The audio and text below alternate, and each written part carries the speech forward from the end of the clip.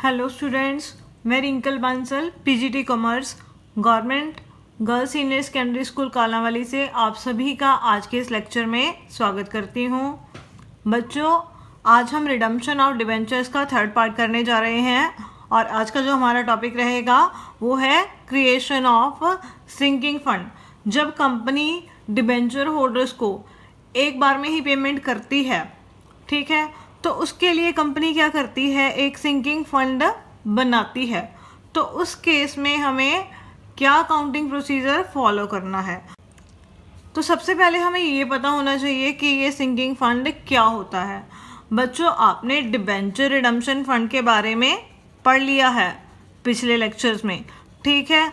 ये debenture redemption fund का दूसरा नाम ही सिंकिंग फंड है। सिंकिंग फंड को डिबेंचर रिडम्पशन फंड भी कहा जाता है। मैं आपको एक कहानी की फॉर्म में इसको समझाती हूँ। बच्चों, ये हमारी कंपनी है। कंपनी क्या करती है, डिबेंचर होल्डर्स को डिबेंचर्स इशू कर देती है, ठीक है। और मान लीजिए कंपनी ने 5 साल बाद इन डिबेंचर होल्डर्स को पेमेंट करनी है। तो 5 सालों बाद एकदम से कंपनी के पास पैसा कहाँ से आएगा जो ये कंपनी ने इनको वापस करना है। तो 5वें साल में क्या होगा, कंपनी के ऊपर बर्डन पड़ जाएगा कि हमने इनको पैसा वापस करना है। तो बच्चों, कंपनी क्या करती है, जो उसके प्रॉफिट्स होते हैं, मतलब कंपनी के पास जो उसका सरप्लस वाला मटका होता है, तो कंपनी उसमें से कुछ प्रॉफिट्स हर साल निकालती रहती है अपने सरप्लस वाले मटके में से, ठीक है।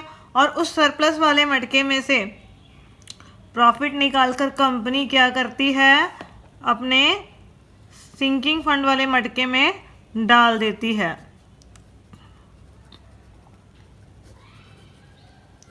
कंपनी ने क्या किया, साल के एंड में कुछ जो प्रॉफिट्स हैं वो निकालकर कहाँ डाल दिए, सिंकिंग फंड में।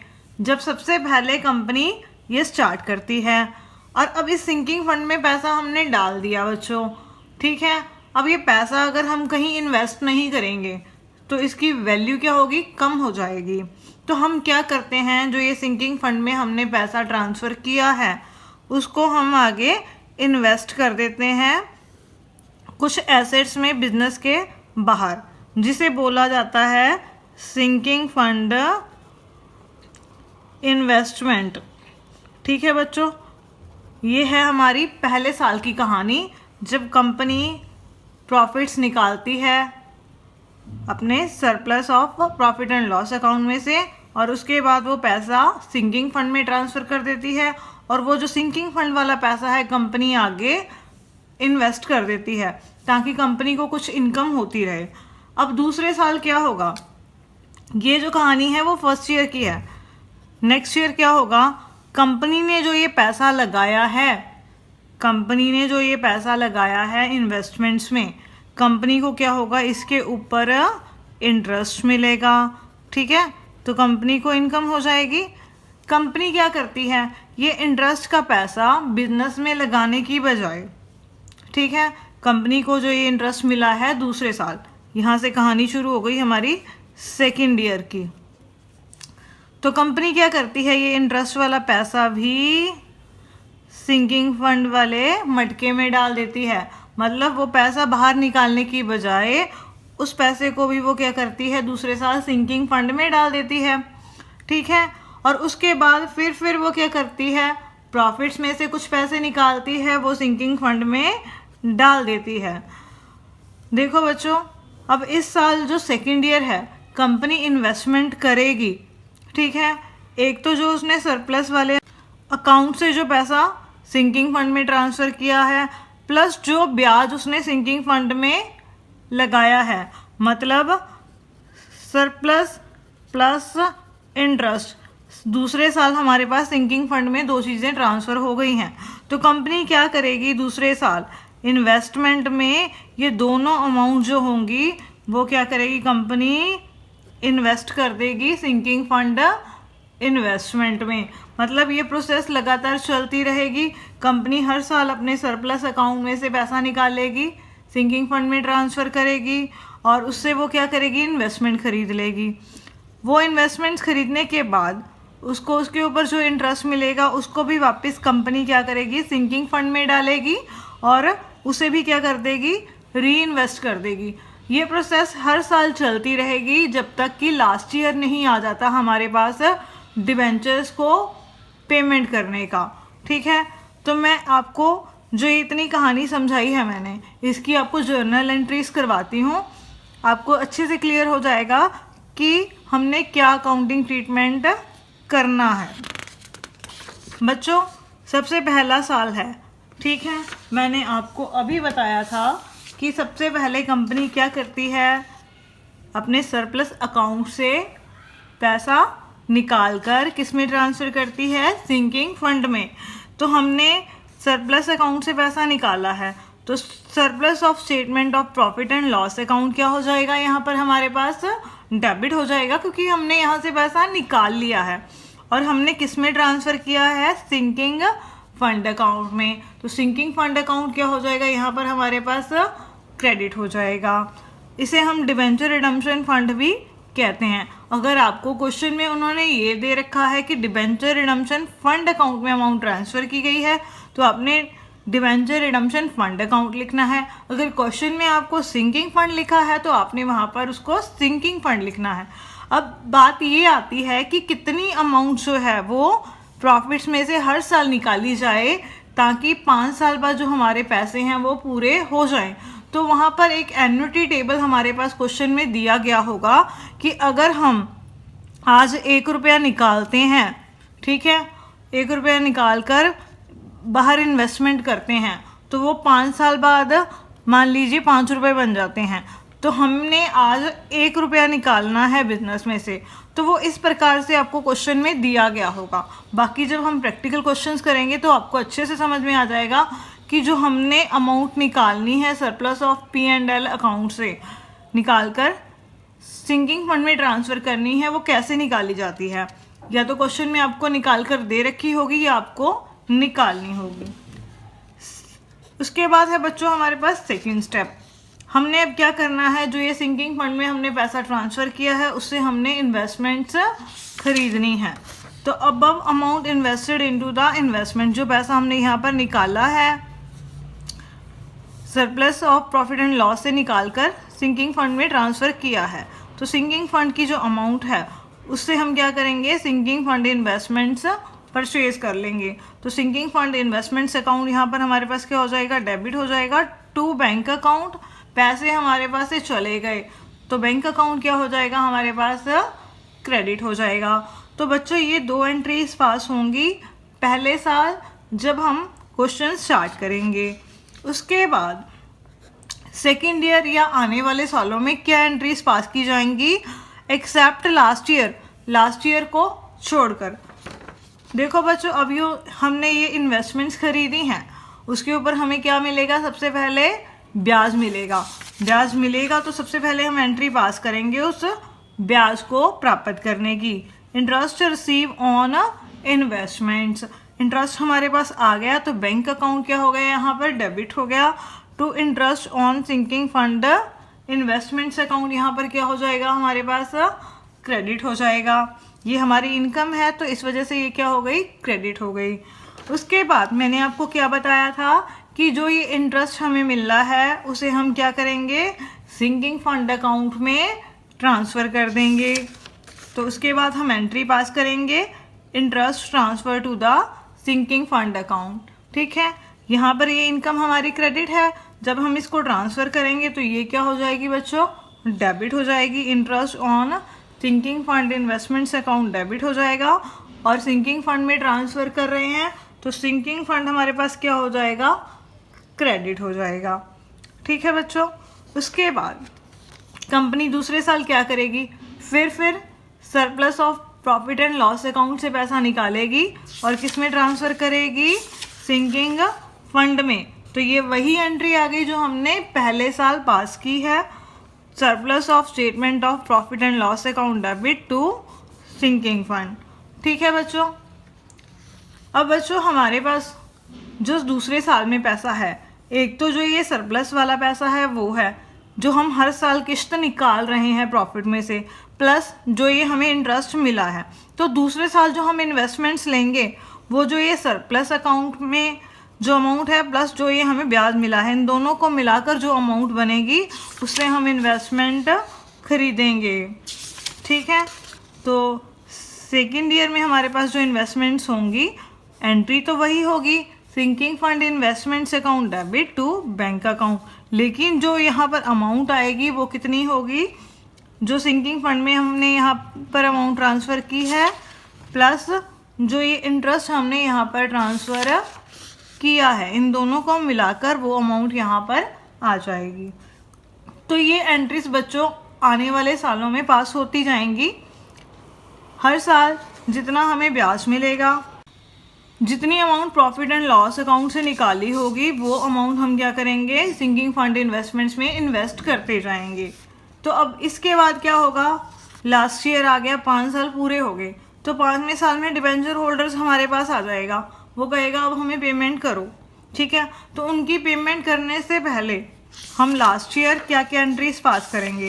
तो लास्ट ईयर भी हमें क्या होगा, सबसे पहले सेकेंड ईयर की तरह जो ये सेकेंड ईयर में हमें इंटरेस्ट रिसीव हुआ है वही इंटरेस्ट हमें रिसीव होगा, तो हम उसकी एंट्री पास करेंगे। उसके बाद वही हम जो इंटरेस्ट है वो किस में ट्रांसफ़र करेंगे, सिंकिंग फंड में। जो ये सेकेंड एंट्री हमने यहाँ पर पास की है वही एंट्री हमने दोबारा पास करनी है। लेकिन अब जो ये है लास्ट ईयर है, लास्ट ईयर तो अब हमें डिबेंचर होल्डर्स को पेमेंट करने के लिए पैसा चाहिए, तो हम क्या करेंगे, जो ये इंटरेस्ट होगा क्या हम उसको दोबारा इन्वेस्ट करेंगे बिजनेस में?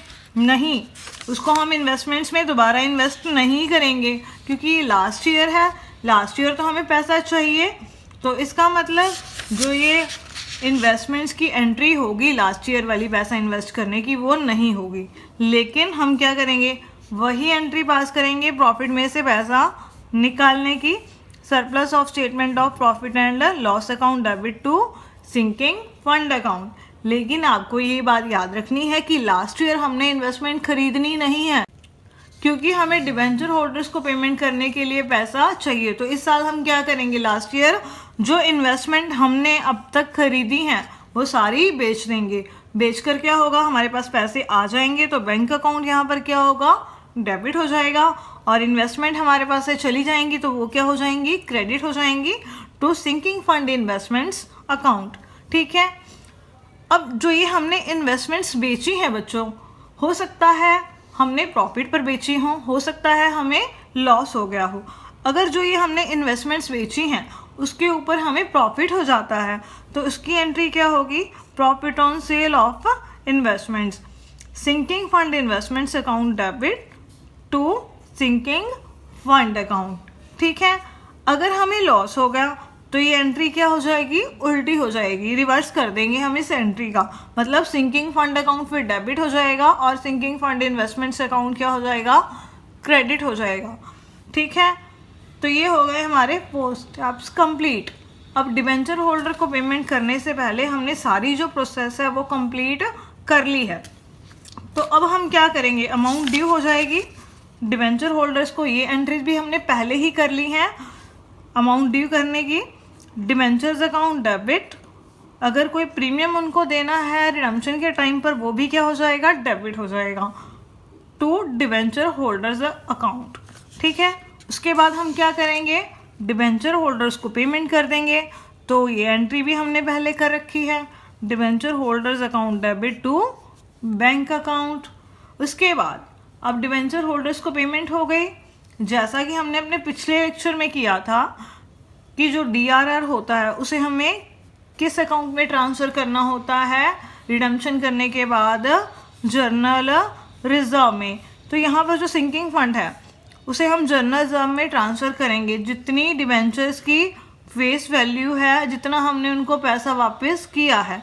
लेकिन जो ये हमने सिंकिंग फंड इन्वेस्टमेंट्स का जो प्रॉफिट था हमने सिंकिंग फंड में ट्रांसफ़र किया है बच्चों, वो ये बात ध्यान में रखनी है हमें, वो जर्नल रिजर्व अकाउंट में ट्रांसफ़र नहीं करना, वो कहाँ ट्रांसफ़र करना है, हमने कैपिटल रिजर्व अकाउंट में।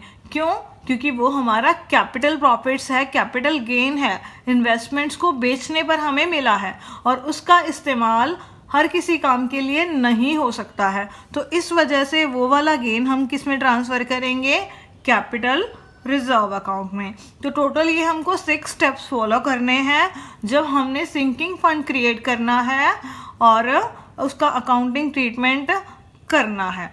तो आइए अब हम इसके एग्जाम्पल स्टार्ट करते हैं। बच्चों अभी हमने सिंकिंग फंड का कंसेप्ट कर लिया, हमारे पास है एग्जाम्पल नंबर 11, ठीक है।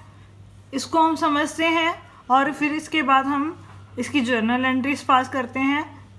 सबसे पहले हमें क्या कहा गया है कि एक अपोलो लिमिटेड कंपनी है, ठीक है, और अपोलो लिमिटेड कंपनी ने 1 अप्रैल 2007 को कंपनी ने डिबेंचर्स इशू किए हैं।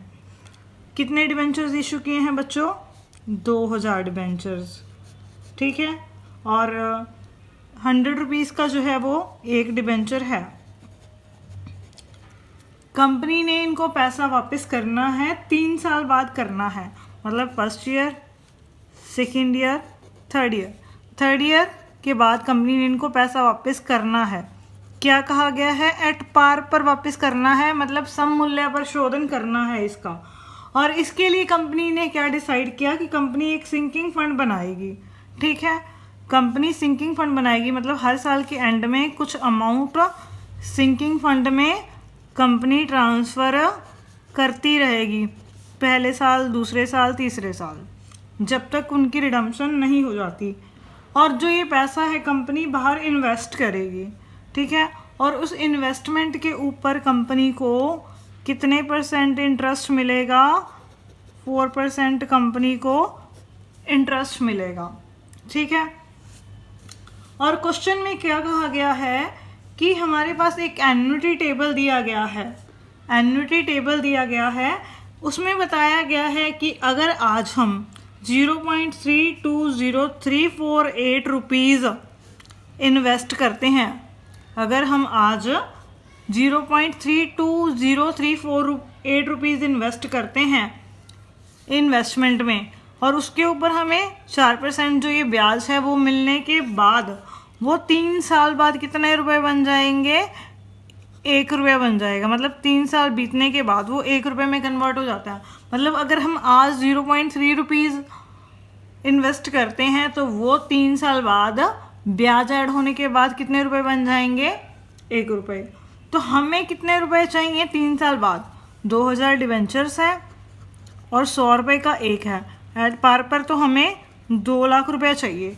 तो इसके लिए हमें ये निकालना पड़ेगा कि हमें आज सिंकिंग फंड में कितनी अमाउंट ट्रांसफ़र करनी पड़ेगी। तो बच्चों वो अमाउंट कैसे निकलती है जो सरप्लस अकाउंट से निकाल कर हम सिंकिंग फंड में डालते हैं, ठीक है। तो जितनी हमने रिडम्पशन करनी है, जो अमाउंट है ये कितने की है, 2 लाख रुपए की। हमें 3 साल बाद 2 लाख रुपए चाहिए, ठीक है। तो उसके लिए हमें ये देखना है कि हमें आज कितने रुपीज़ इन्वेस्ट करने पड़ेंगे। अगर 3 साल बाद 1 रुपया बनता है कोई अमाउंट, तो उसके लिए आज हमें इन्वेस्ट करने पड़ रहे हैं 0.32।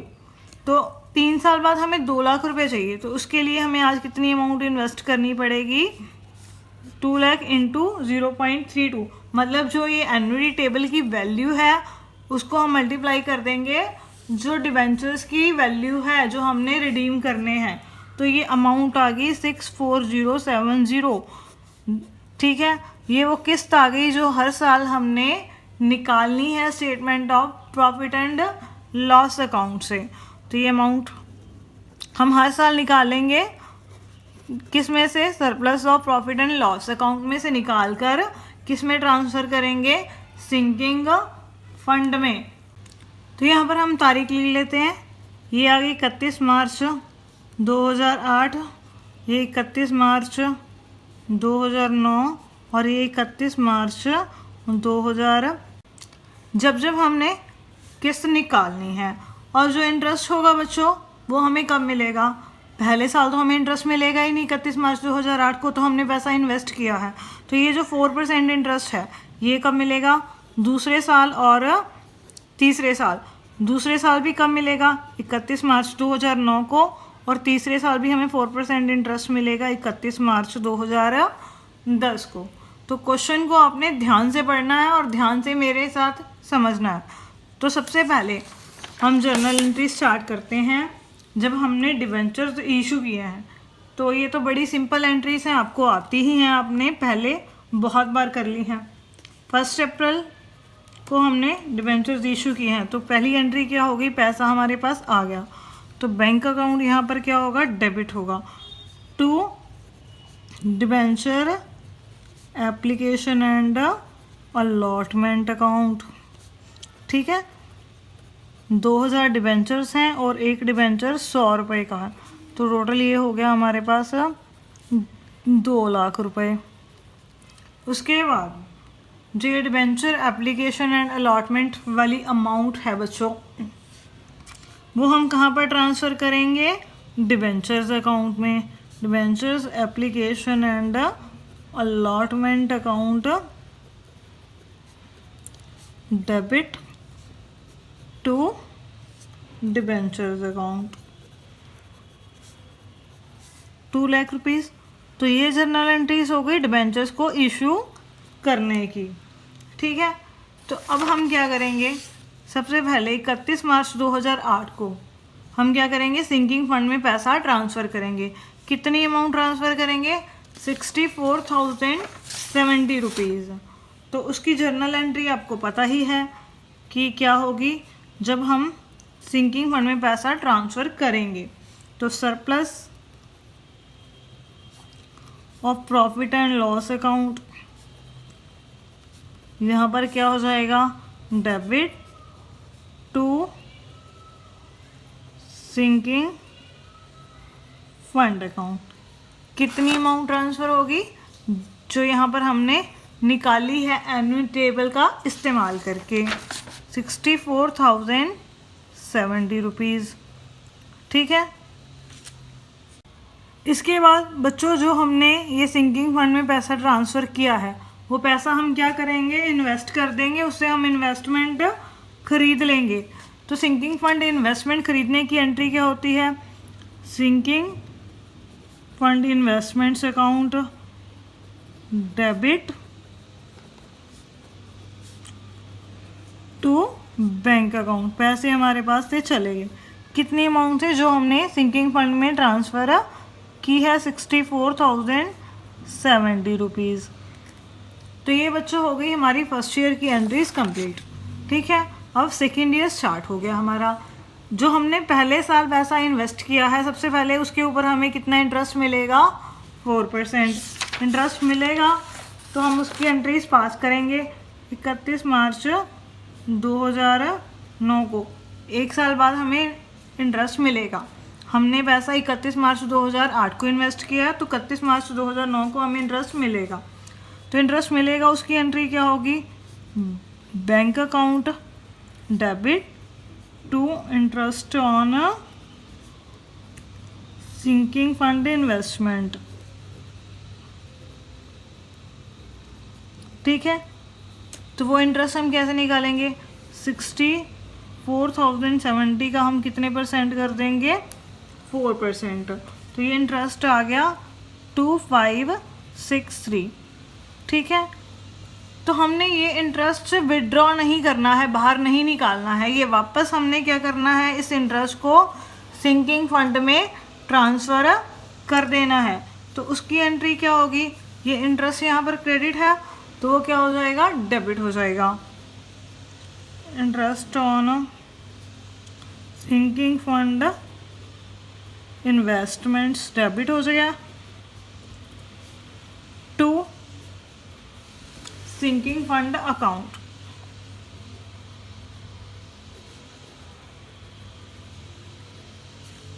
टू 563।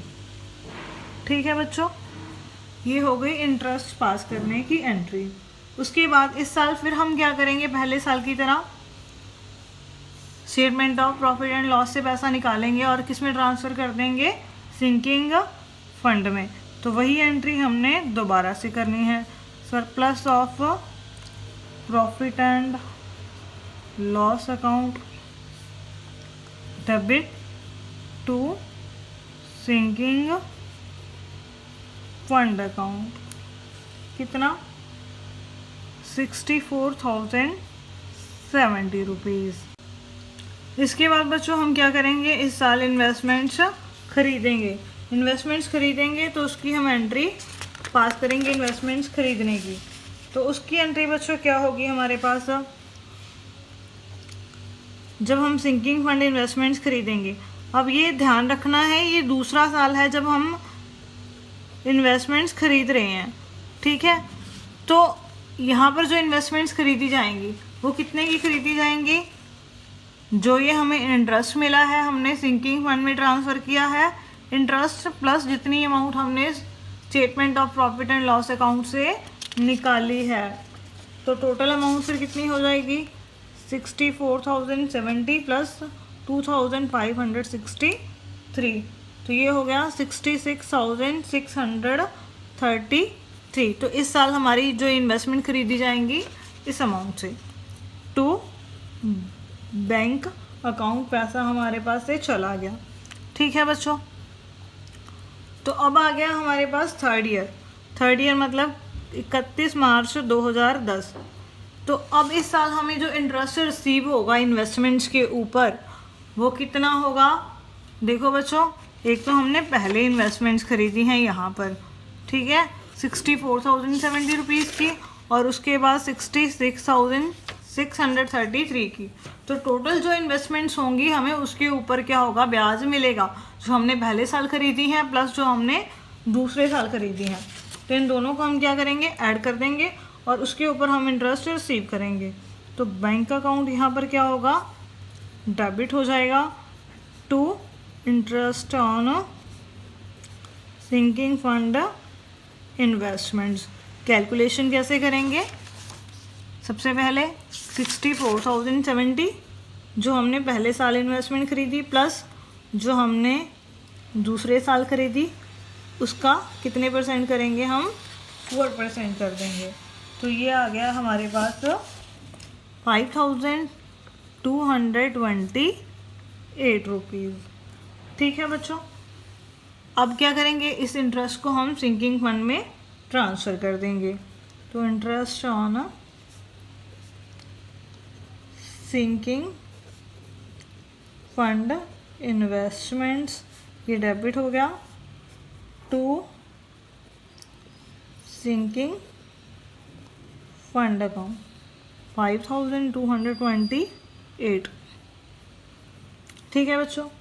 इसके बाद हमने क्या करना है, लास्ट ईयर हमने इन्वेस्टमेंट्स नहीं खरीदनी है, ये चीज़ आपको ध्यान में रखनी है कि हमने इन्वेस्टमेंट्स बेचनी है। और इन्वेस्टमेंट बेचने से पहले हमने क्या करना है, प्रॉफिट में से पैसे निकालने हैं और किस में ट्रांसफ़र करने हैं, सिंकिंग फंड में।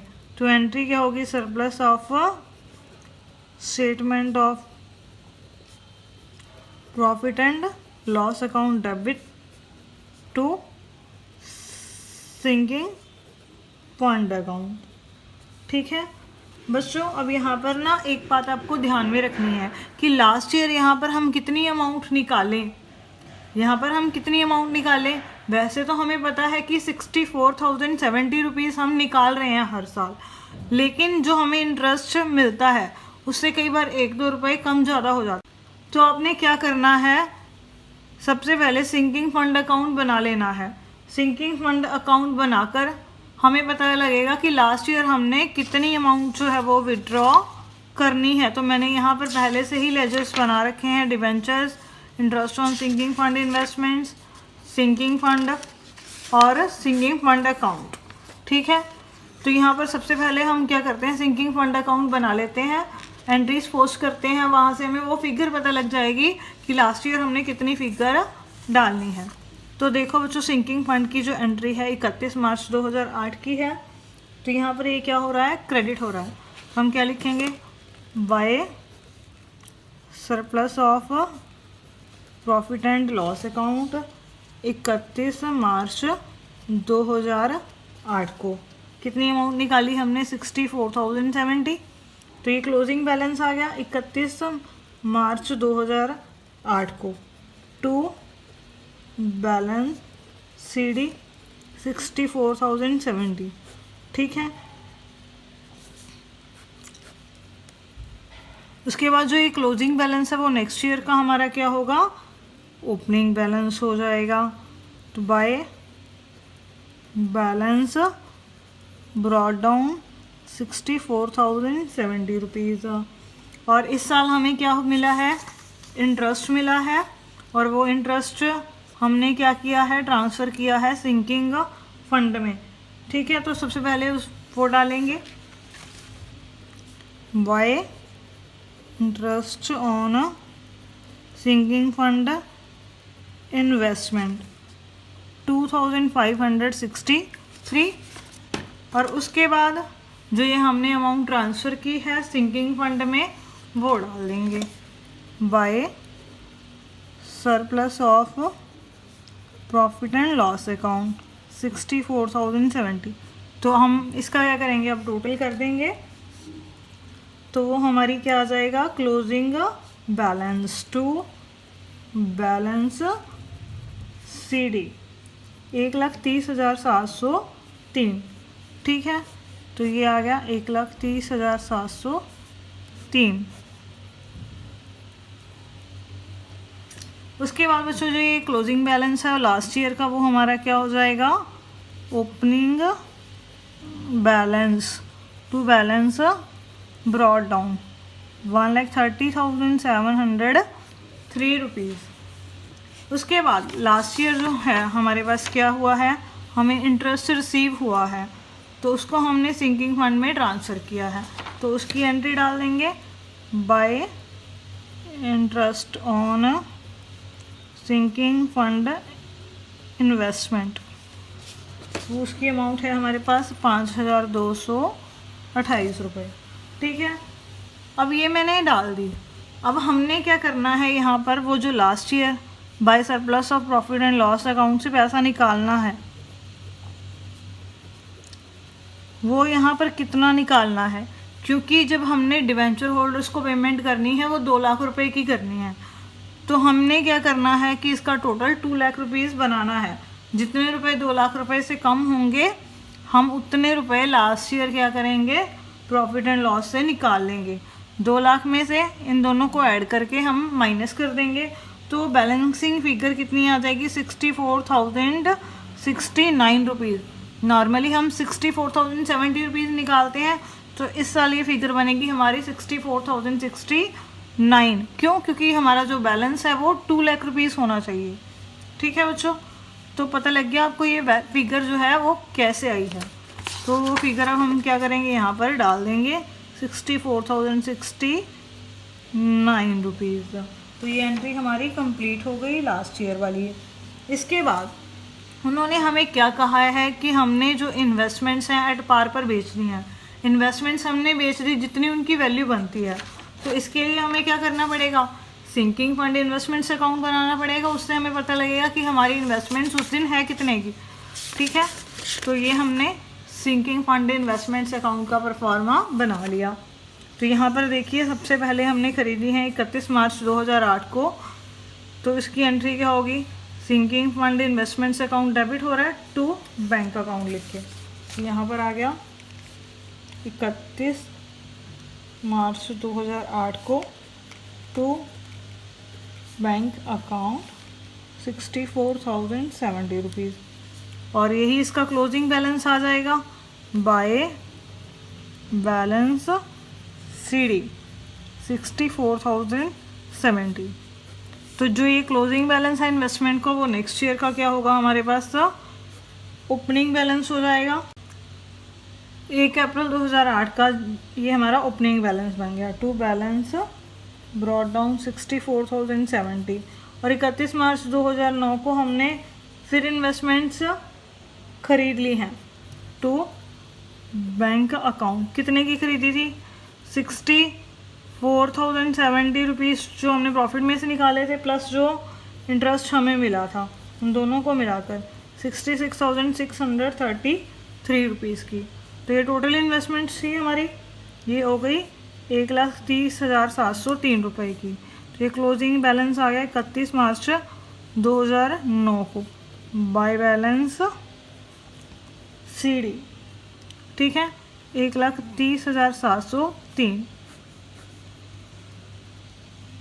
और जो ये क्लोजिंग बैलेंस और नेक्स्ट ईयर का हमारा क्या होगा, 1 अप्रैल को ओपनिंग बैलेंस हो गया, 1 अप्रैल 2009 को to balance brought down 1,30,703 rupees.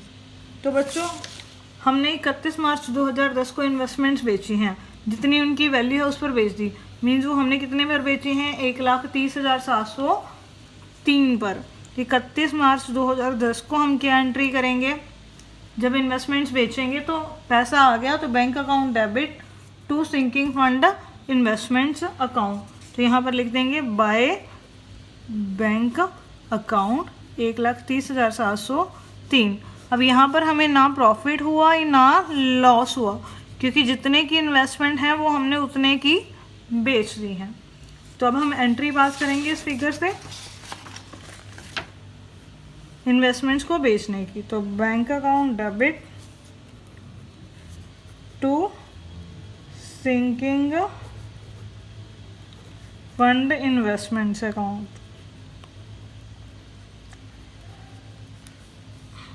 1,30,703 से, ठीक है बच्चों। हमने इन्वेस्टमेंट सब बेच दी, पैसा आ गया। अब हमारी क्या होगी, डिवेंचर होल्डर्स को अमाउंट ड्यू हो जाएगी जो हमने उनको पे करनी है 31 मार्च 2010 को। तो एंट्री क्या होगी, 12% डिवेंचर्स अकाउंट डेबिट, डिवेंचर्स उन्होंने हमें वापस कर दिए, टू डिवेंचर होल्डर्स अकाउंट। कितनी पेमेंट करनी है हमने उनको, 2 लाख रुपए की, ठीक है बच्चों। और उसके बाद हम क्या करेंगे, डिवेंचर होल्डर्स को पेमेंट कर देंगे। तो एंट्री होगी debenture holders account debit to bank account, कितनी, 2 लाख रुपए की, ठीक है बच्चों। उसके बाद लास्ट एंट्री हमारा 6 स्टेप क्या होता है कि जो पैसा हमने सिंकिंग फंड में ट्रांसफ़र किया है, जो हमारा सिंकिंग फंड अकाउंट का बैलेंस है, ठीक है, ये बैलेंस हमने क्या करना है, जर्नल रिजर्व में ट्रांसफ़र करना है रिडम्पशन के बाद 31 मार्च 2010 को, ठीक है। तो ये अमाउंट कितनी है, 2 लाख रुपीज़। तो अब हम क्या करेंगे, इसकी जर्नल एंट्रीज पास कर देंगे साथ ही साथ। एंट्री क्या होगी, 31 मार्च 2010 को sinking fund account debit to journal reserve account, 2 lakh रुपए। तो ये हमारी जर्नल एंट्रीज कंप्लीट हो गई। यहाँ पर हमने कैपिटल रिजर्व में कुछ भी ट्रांसफ़र नहीं किया, क्योंकि यहाँ पर ना तो हमें प्रॉफिट हुआ है और ना ही हमें लॉस हुआ है। बच्चों एंट्रीज करने के बाद उन्होंने हमें लेजर अकाउंट्स भी बनाने के लिए बोला है। तो इन्वेस्टमेंट्स अकाउंट और सिंकिंग फंड अकाउंट ये तो हमारा कंप्लीट हो गया।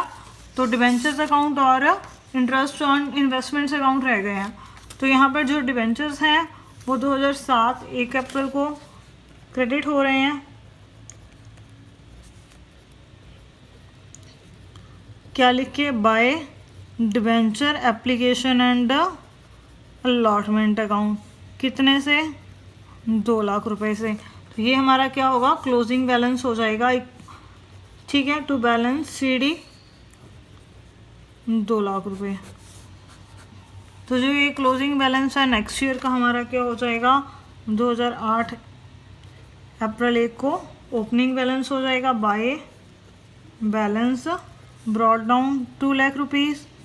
फिर ये 31 मार्च 2009 का हमारा क्या हो जाएगा, क्लोजिंग बैलेंस हो जाएगा, क्योंकि इस दौरान ना तो हमने डिबेंचर्स जो हैं बेचे हैं और ना ही खरीदे हैं, कोई एंट्री नहीं है हमारे पास।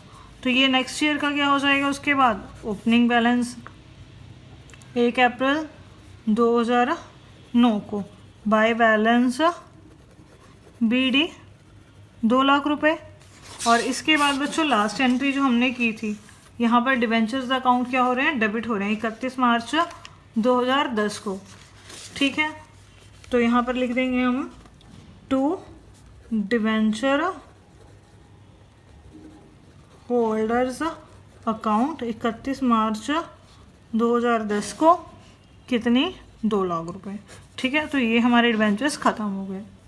उसके बाद जो इंटरेस्ट है उसकी एंट्रीज हमने पास करनी है। इंटरेस्ट की एंट्री, फर्स्ट ईयर हमें जो इंटरेस्ट रिसीव हुआ और वो इंटरेस्ट हमने ट्रांसफ़र किया, तो मतलब ये साथ के साथ ही ख़त्म होता जाएगा। 31 मार्च 2009 को हमें इंटरेस्ट मिला, तो एंट्री में क्या आ जाएगा, बाय बैंक अकाउंट क्रेडिट हो जाएगा 2563 से। और ये इंटरेस्ट हमने क्या किया, सिंकिंग फंड में ट्रांसफ़र कर दिया उसी दिन जब हमें ये मिला 2563। ठीक है, तो इसका कोई बैलेंस नहीं बचा हमारे पास। तो सेम नेक्स्ट ईयर 2010 में हमें इंटरेस्ट मिला बाय बैंक अकाउंट, ये दूसरे साल और ये तीसरे साल 5228। और उसी दिन हमने इस इंटरेस्ट को सिंकिंग फंड में ट्रांसफ़र कर दिया 5228 रुपीज़। तो इसका कोई बैलेंस नहीं है हमारे पास, ना ओपनिंग ना क्लोजिंग। और इसी के साथ जो ये कंसेप्ट है हमारा सिंकिंग फंड वाला वो कंप्लीट हो गया और ये क्वेश्चन भी कंप्लीट हो गया। आई होप आपको ये अच्छे से समझ में आ गया होगा। तो ऑनलाइन क्लासेस जारी रखिए और हमारे साथ बढ़ते रहिए। Thank you.